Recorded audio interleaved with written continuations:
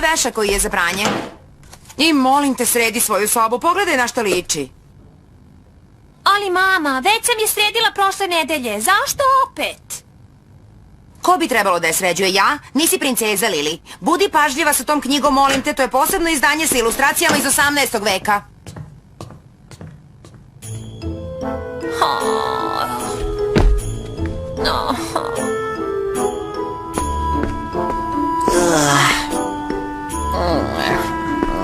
Hektore, pomozi mi!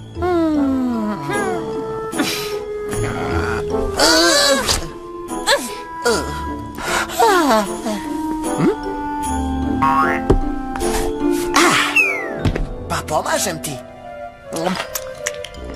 Evo, čistim hleb.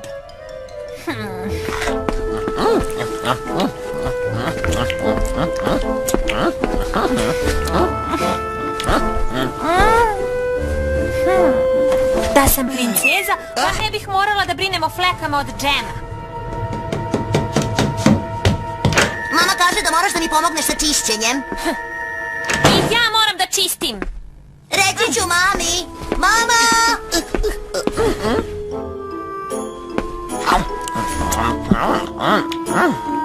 Hajde da ubrzamo malo ovo. Ovako. Stvari velike i stvari male, neka nestanu kod šale, na police svoje neka se vrate i meni muke neka se skrate.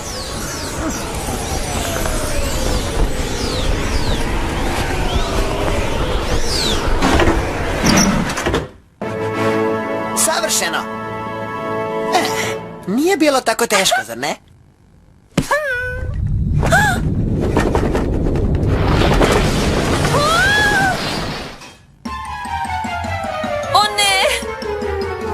Divno biti princeza. Da, zašto su princeze tako posebne? Zbog lepote? Niko nikada ne govori kako su zmajevi. Prirodno zgodni, šarmantni i neodoljivi.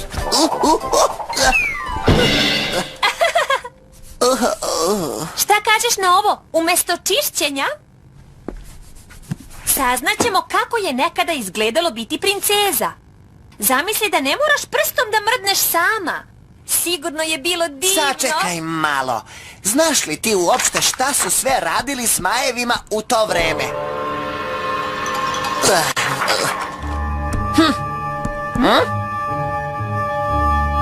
Bilo je zastrašujuće. Sve. Pa čak i za princeze. Dobro, kladim se da je bilo predivno, a ti da je bilo zastrašujuće. Ko od nas izgubi, sređuje sobu. A ovo nam je znak za skupljanje poena. Kada dignem palčeve, to je poen za mene. Kada ih ti digneš, to je poen za tebe. U redu.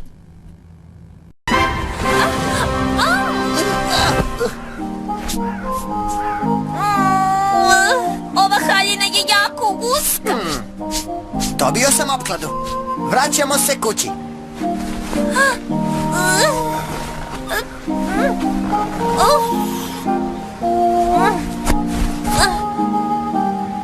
Vidjet ćeš, bit će nam divno.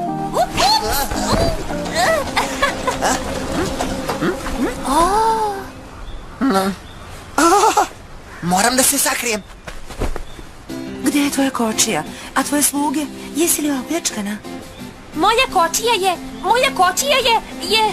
Lopovi su te onesvestili i opljačkali, zato se ne sećaš ničega. Upravo sam to pročitala u svojoj avanturističkoj knjizi. Ja sam princeza Sophie von Schönefeld. Možeš li da se setiš svog imena, princezo... Da, Lili.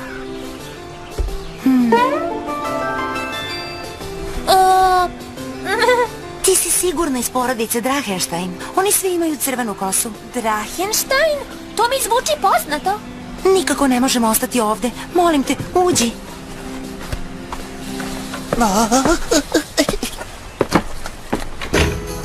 Sećaš li se možda kako su lopovi izgledali? Jesu li bili divlji nomadi sa neurednim bradama i jesu li pevali? Lopovi u mojim pričama uvek pevaju. Pazite, princezo! Ne, to je moja iguana! Hektor! On ne ujeda, možete da ga dodirnete. Uopšte nije sluzav. Oduvek sam mislila da su zmajevi sluzavi.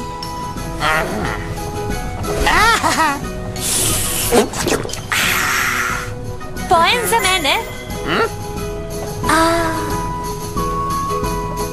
Niko me nije obavestio da danas imamo proslavu. Koji je povod? Wow!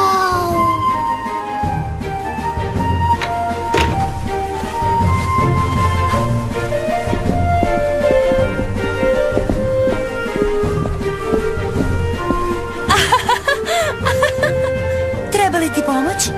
Ne, hvala. Valdemar divlji, Vunibald neobični, Franciska golema. Dedin stric Valdemar je bio divalj, a deda Vunibald je zaista bio neobičan. Nikada nije išao u šumu jer je verovao da ga drveće posmatra. Pitam se koji bi nadimak ja imala. Tvoj nadimak bi bio Lenja. Lili dobitnica opklada.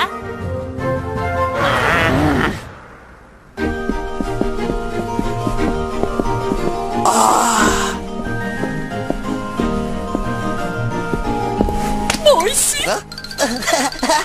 Oče, ovo je princeza Lili von Drachenstein. Opljačkali su ju onesvestili u sred šume, pevajući lopovi. Prva sam ga uzela.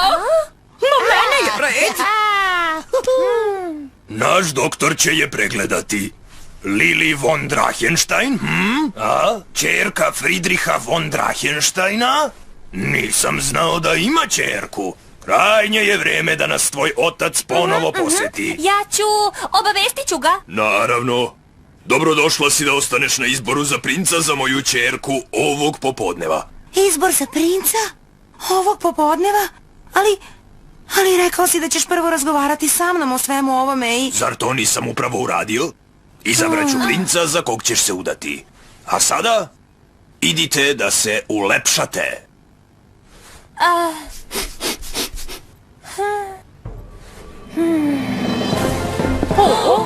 Kako je velika.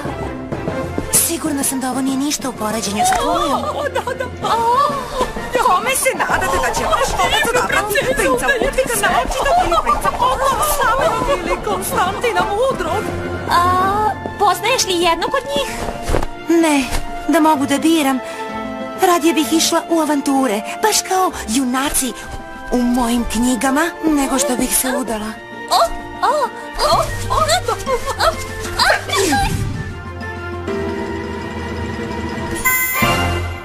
Princezo, udajete se! Možemo li da ostanemo same na trenutak? Ali već jesmo same. Imam užasnu glavobolju. Brzo idite po doktora. Princezo, ostavili ste svoju knjigu u kočiji.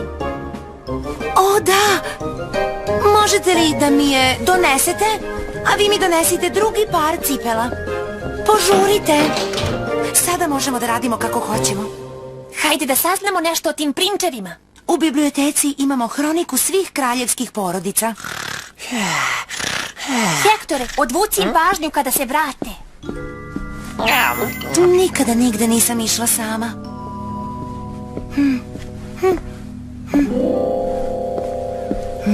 Ko je to bio? Vaše visočanstvo, to je bio princ Konstantin Mudri. Mudri? Izgleda da i on voli da čita, jel tako? Svako dete ume da čita, osim mog brata. Draga Lili, ti umišljaš zbog udarca u glavu. Svakako ne zna svako dete da čita. To čak ne zna ni svaki plemić. Zar ovdje ne idu sva deca u školu? Naravno da ne idu. Ko bi nam obrađivao zemlju kada bi sva deca išla u školu?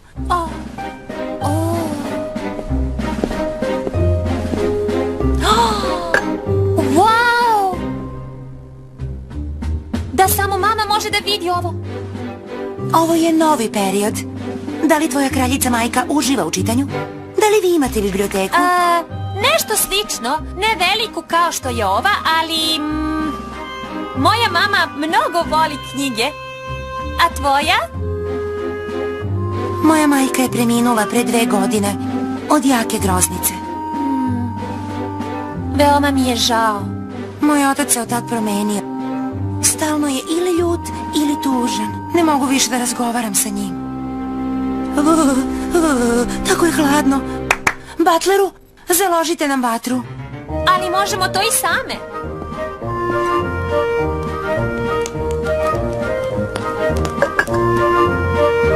Želiš li ti da probaš?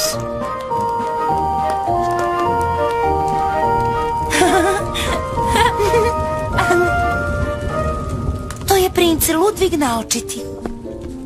Princ Oto Stameni, a evo i princa Konstantina Mudrog. Izgleda visoko i plemenito. Konstantin, koga smo upravo vidjele, je nizak i veoma čudan. Zaista je bio malen. Moramo da saznamo više o njemu. Imam ideju, pođi sa mnom. Tamo gore su gostinske sobe. Hajde da se popnemo. Jesi li poludela? Ne možemo da se penjemo na drvo. Mi smo princeze. Ovo je princ Ludvig naočiti. Princ Oto Stameni. Mislim da upravo jede tvoj poklon. Princ Konstantin Mudri. Ne izgleda tako mudro. Drži knjigu naopako. Možda je on uljez. Moramo da kažemo tvome ocu da je ovdje nešto sumnjivo i da ne želiš da se udaš. Nemoguće je. Naljutit će se i počet da viče. Dete, o čemu ti razmišljaš? Za ime Boga, silazite odmah obe! Šta će kralj reći? O, kako sam uzbuđena! Koga li će kralj izabrati? Moje dame! Pogledajte kako je lepa princeza!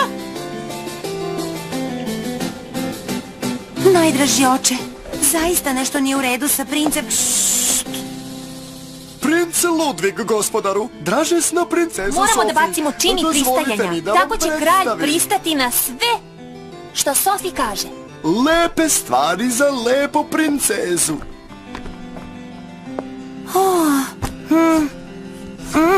Hektore, vreme je za čaroliju. Ja se zovem princ Oto. Možeš li da Mogu li pročitaš ja ovo? da ponudim vašem visočanstvu princezi poklon? Zašto ovako ružno pišeš? Šta ti je ovo ovde? Plemenitoj princezi poklon. Čuo sam da vaše visočanstvo uživa u čitanju. Ja ne mogu da pročitam tvoj rukopis. O, knjiga. Kako divno. O čemu je knjiga? To je... Balončići će po sećanju listati. To je Biblija. Dragi oče, ovaj princ je uljez. Neću se udati ni za jednog od njih. Molim? Da bi ti pristao, mora ona pristati.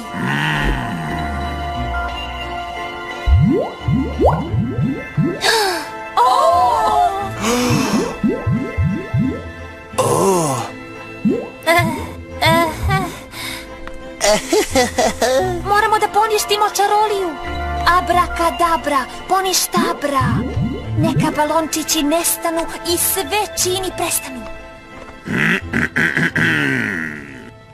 Koliko puta moram da ponovim da ćeš se udati za onoga koga ti ja odredim i kad ti to odredim? Ali oče, to nije Biblija. To je novo izdanje Don Kihota. Imamo je u biblioteci. Samo sam se šalio. Ja sam veoma duhovit čovek. Vidiš, princ se našalio, duhovit Nije je. duhovit, nego je lažov. On ne zna da čita. Dosta je bilo. Nije primereno da princeza krivi druge samo zato što ne želi da se uda. Izvinjavam se zbog moje ćerke i odlažem odluku o tome za koga će se udati do sutra. Ali zašto mi otac ne veruje? Moramo da uđemo u prinčevu sobu. Možda ćemo tamo naći dokaze.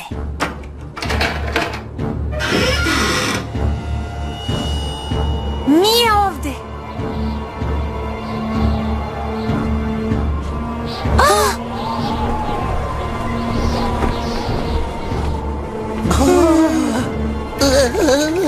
Mislim da se tvoj drug uplašio. O, pozovimo stražu. Sigurna sam u to da je taj Konstantin uljes. Ali zašto ovo radi? Zašto ovo radi? Zato što može da uzme zlata koliko želi. A onda će da otme princeze, pa će kralj da mu da tonu zlata ako ih vrati žive.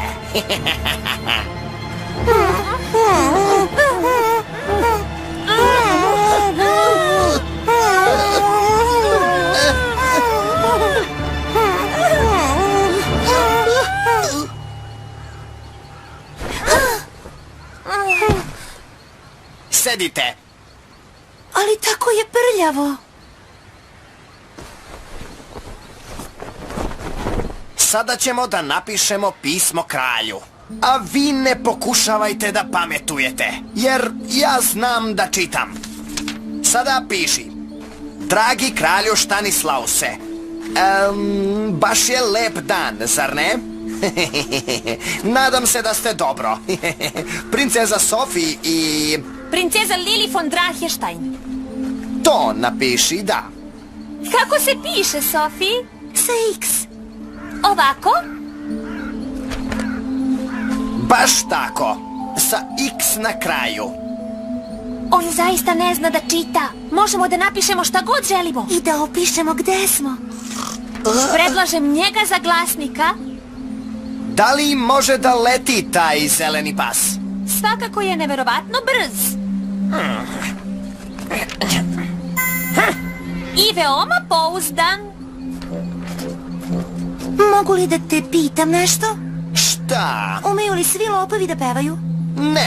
Ne umem da pevam. Ja sam baron, a ne lopov. Zašto ne bismo svi pevali? Vi ste sada moji taoci.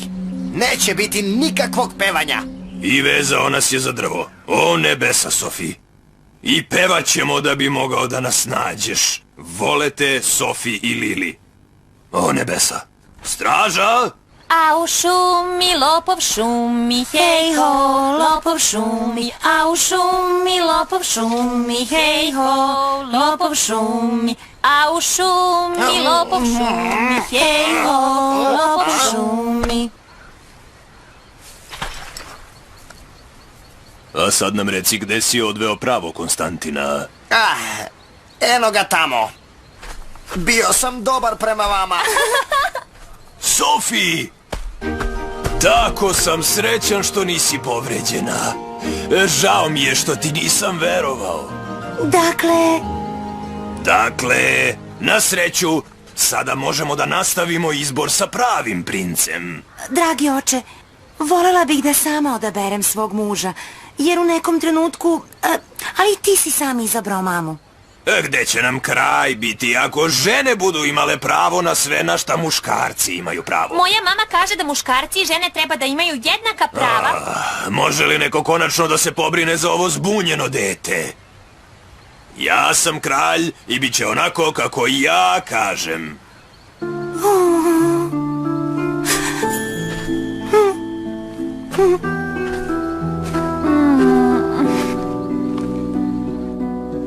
Tako sam uplašena.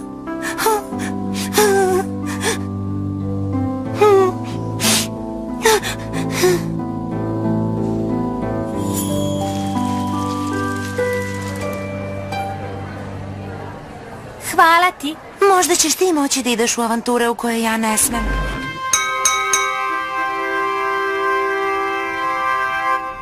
Dragi prinčevi, odlučio sam se za koga će se princeza Sofi udati. Mnogo sam o tome razmišljao.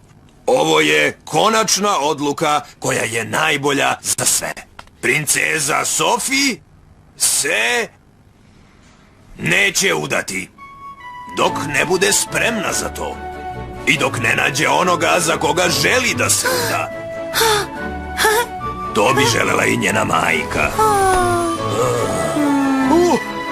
Kakvo olakšanje. Ni ja nisam pretjerano zainteresovan za brak.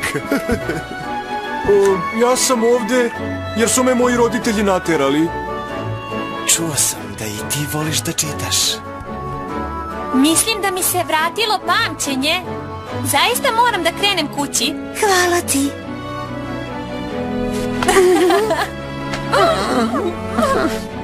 Čekajte! Imam još jedan slatkiš za mog drugara. Možda možemo da je povedemo sa sobom.